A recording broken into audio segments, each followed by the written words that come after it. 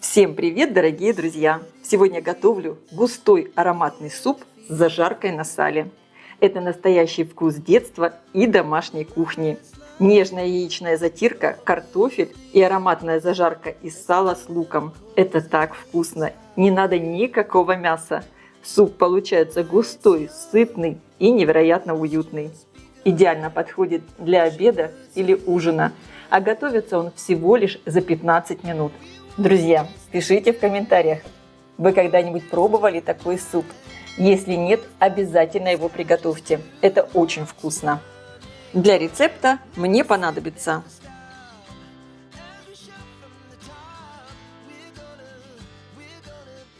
Для рецепта используем 2-3 картошки, сколько вы хотите. Здесь у меня вот такие 1,5 картошки, но они большие. Вес примерно 350-380 граммов. Конечно, в суп вы можете добавлять столько картофеля, сколько хотите. Режу его небольшими кубиками, так он быстрее сварится. Картофель перекладываю в кастрюлю. У меня кастрюля на 2 литра. Заливаю чисто водой. Ставлю кастрюлю на плиту и варю все фактически до полной готовности картофеля. Кстати, если хотите, вы вместо воды можете использовать, допустим, и куриный бульон. Но мне кажется, что здесь такой быстрый вариант супа, что бульон здесь даже не нужен, так как у нас будет очень вкусная зажарка на сале. Подготовлю, можно сказать, сердце этого супа – зажарку на сале. Сало можно использовать как свежее, так и соленое. Режу его небольшими кубиками. У меня здесь соленое сало, уже без шкурки. Также небольшими кубиками режу луковицу.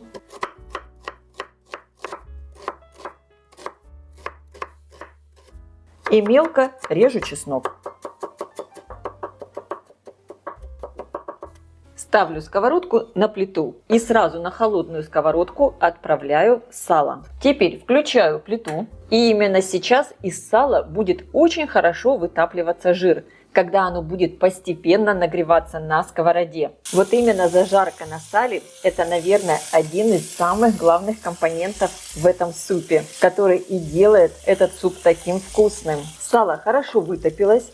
Как видите, шкварки получаются не такие прямо зажаренные, я так не люблю. Если вы, конечно, любите, вы можете их поджарить побольше. Сейчас на сковородку добавляю лук. Обжариваю его до золотистого цвета. Когда лук уже стал вот такой золотистый, добавляю в сковородку чеснок. Еще буквально полминутки, чтобы чеснок дал свой аромат, и зажарку снимаю с плиты. И теперь готовим затирку. В миску всыпаю муку, добавляю соль, перемешиваю. И теперь добавляю яйцо. Яйцо можно немного разболтать в мисочке. И теперь я сначала немного все перемешиваю вилкой. Нам не надо, чтобы получилось тесто. Надо, чтобы получилась такая как бы крошка. Если понадобится, можно будет добавить еще немного муки. Зависит, конечно, от того, какое яйцо вы используете, какого размера. Я сейчас вот так легко перемешиваю и затем буду перетирать еще руками. Я просто хочу посмотреть консистенцию. Вижу, что надо добавить еще немного муки. Добавляю муку. Еще 1 столовую ложку. И теперь начинаю вот эту мою затирку перетирать руками. Должна получиться такая легкая крошка. Кусочки должны быть разными. Если надо, вы всегда можете добавить еще немного муки. Здесь фишка в том, что не должно получиться тесто, а должны получиться такие кусочки. Разные кусочки теста. Поэтому если где-то образовалось вот такое тесто, надо его разорвать и перемешать с сухой мукой.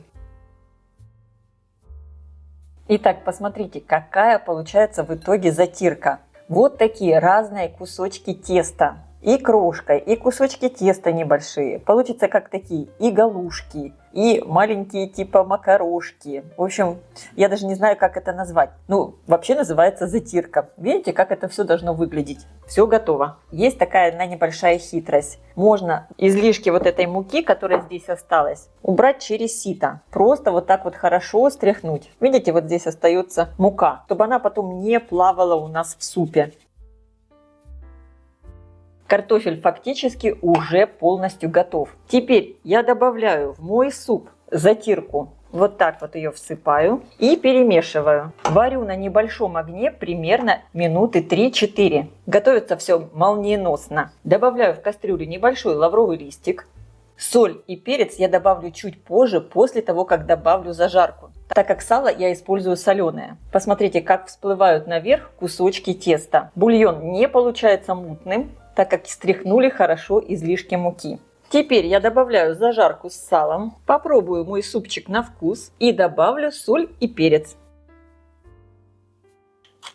Теперь осталось сюда добавить только зелень. И суп готов. Я добавлю укроп. Плиту я выключаю и добавляю укроп. И вот такая красота уже готова. Приготовьте такой суп. Это что-то невероятное. Он такой вкусный, ароматный и готовится так просто. Кажется, в этом супе нет ничего, только картофель и затирка.